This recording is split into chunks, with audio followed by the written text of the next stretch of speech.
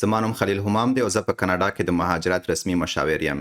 په دې پریزنټیشن کې غواړم تاسو ته د کاناډا هغه درې اسانه لارې وښیم په کوم باندې چې تاسو کولی شئ کاناډا ته کډوال شئ او په کاناډا کې دایمي اقامت ترلاسه کړئ. د ما نه ډېر خلک دا پوښتنه کوي چې موږ په اقتصادي مهاجرت کې نشو کوالیفای کېدلی او موږ په کاناډا کې یا میرمن نه لرو یا سړی نه لرو یا ماشومان نه لرو نو موږ سپانسرشپ مستحق هم نه یو. نو په دغه پریزنټیشن کې تاسو ته زه هغه درې لارې ښیم چې تاسو په هغه لارو باندې کولی شئ چې کاناډا ته مهاجر یا کډوال شئ.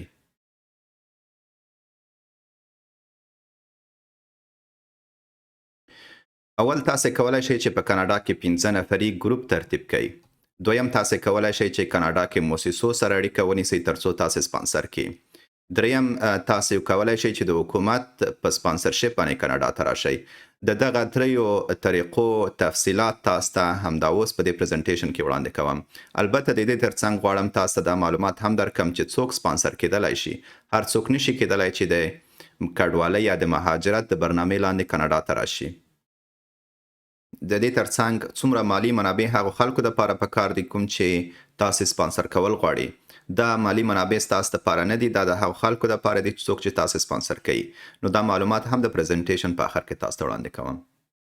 اول 15 نفري ګروپ کولی شي چې تاسو سپانسر کړئ چې دې ته ګروپ اف 5 سپانسرشپ هم وایي. د دې دپاره دا شرط دی چې تاسو باید په هغه ملک کې چې اوسئ د مهاجر په حیث باندې قبول شوي وئ، تاسو باید آخري اسناد ولرئ.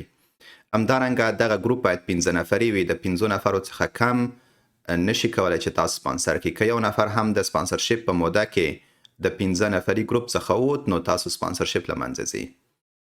ټول باید په شریکه د مهاجرینو د سپانسر کولو موافقه ولري. د 15 نفري ګروپ باید 18 کلن وي یا د 18 کلنو څخه عمر زیات وي. د 15 نفري ګروپ غړي باید کاناډایي تابعیت ولري یا دایمي اقامت دلته ولري. دوی باید د 12 میاشتو مالی او ټولنیز مسؤلیت واخلي. دا یو ډېر مهم شرط دی که په هغه ځای کې چې غواړئ تاسو اوسئ د 15 نفري ګروپ باید د هغه ځای څخه وي. که تاسو غواړئ چې بریټیش کولمبیا کې اوسئ نو د 15 نفري ګروپ باید ټول په بریټیش کولمبیا کې وي. که دوی په بریټیش کولمبیا کې نه وي، په نورو ولایتونو کې وي، نو دوی کولی شي چې تاسو ته خپل نمایندګان معرفي کړي څو هغوی د دوی مالی او ټولنیز مسؤلیتونه ترسره کړي. بله مهمه خبره دا ده چې دا 15 نفري ګروپ خاصو مالی منابعو ته ضرورت لري او دا مالی منابع د مهاجرینو د راتګ څخه مخکې غوښتل کیږي. حکومت د دوی څخه مخکې له مخکې نه دا تضمین غواړي چې تاسو دغه اندازه مالی منابع لرئ او که نه لرئ چې تاسو دا کسان سپانسر کوئ. نو که دوی وتوانیږي چې دغه مالی منابع حکومت ته وښیي نو حکومت د دوی اپلیکیشن مني، او که دوی دغه مالی منابع مخکې نه ونه لري نو د دوی اپلیکیشن نه منل کیږي. دویمه طریقه دا ده چې تاسو کولی شئ په کاناډا کې خاصو مؤسسو سره اړیکه ونیسئ او دوی په طریقه باندې تاسو ځان نه سپانسر کوي یا دوی تاسو د سپانسرشپ په لیست کې واچوي او تاسو کاناډا ته راوغواړي. په دې کې ښه خبره دا ده چې ضرور نه ده چې تاسو په نورو ملکونو کې د قبولۍ سند ترلاسه کړی وي. تاسو چې په هره مرحله کې یې د انتظار سره ثبت یې نو تاسو کولی شئ چې دغه مؤسسو سره اړیکه ونیسئ او دا مؤسسې کولی شي چې تاسو سپانسر کړي. په دې کې د قبولۍ سند اخیستل شرط نه دي. نو تاسو په هره مرحله کې کولی شئ چې د دې مؤسسو سره اړیکه ونیسئ او کاناډا ته سپانسر شئ. مهمه خبره دا ده چې مؤسسې باید ثبت او راجستر وي او بل د حکومت سره د سپانسرشپ قرارداد ولري. ځینې مؤسسې د حکومت سره د 10 کسانو د سپانسرشپ قرارداد لري، ځینې د 50، ځینې د 100. نو په هر اندازه باندې چې دوی امکانات ولري په هغه اندازه باندې د حکومت څخه د مهاجرینو یا کډوالو د سپانسرشپ قرارداد ترلاسه کوي. مالی منابع د مهاجرینو د راتګ څخه وروسته غوښتل کیږي. د دوی دپاره دا ډیره ښه خبره ده. کله چې مهاجرین دوی راولي نو مخکې له مخکې نه حکومت د دوی څخه مالی منابعو تضمین نه غواړي. کله چې مهاجرین راغلل کاناډا ته نو په هغه وخت کې حکومت دوی ته وایي چې تاسو اوس دغه مهاجرینو ته څه رقم مالي امکانات لرئ. نو دوی کولی شي چې په هغه وخت کې یا د هغه نه مخکې د فنډ ریزینګ یا د پیسو راټولولو پروسه شروع کړي او حکومت ته دا جوته کړي چې د دې خلکو د سپانسرشپ دپاره کافي اندازه باندې پیسې شته دي. په موسسو کې یو خاصه نوع ټولنیزې موسسې دي، دوی هم کولای شي چې تاسو سپانسر کړي. البته په دې کې ضرور ده چې تاسو باید د کډوال په حیث باندې منل شوي وي، د قبولۍ سند مو ترلاسه کړی وي، یونیسیار تاسې نهایي دوسیې خلاصې کړې وي او تاسې فقط د دې منتظر چې تاسو کوم ملک ته سپانسر شئ. دا ټولنیزې موسسې ضرور نه دي چې د سپانسرشپ دپاره ثبت او راجسټر شوي وي. موسسه باید حقوقي شتون ولري. دغه موسسه باید د تاسو د 12 میاشتو لپاره کافي اندازه باندې مالی منابع هم ولري. بل مهم شرط دا دی چې دا ټولنیزه موسسه باید په هغه ځای کې وي کوم کې چې تاسې وروسته اوسېدل غواړئ. دریمه طریقه دا ده چې تاسې د حکومت په مټ باندې کاناډا ته سپانسر شئ. حکومت هم هر کال په خاص اندازه باندې خلک د نورو ملکونو څخه سپانسر کوي او راولي یې. په دې کې مهمه خبره دا ده چې تاسو باید د یونیسیار یا له بلې ادارې لخوا څخه معرفي شئ.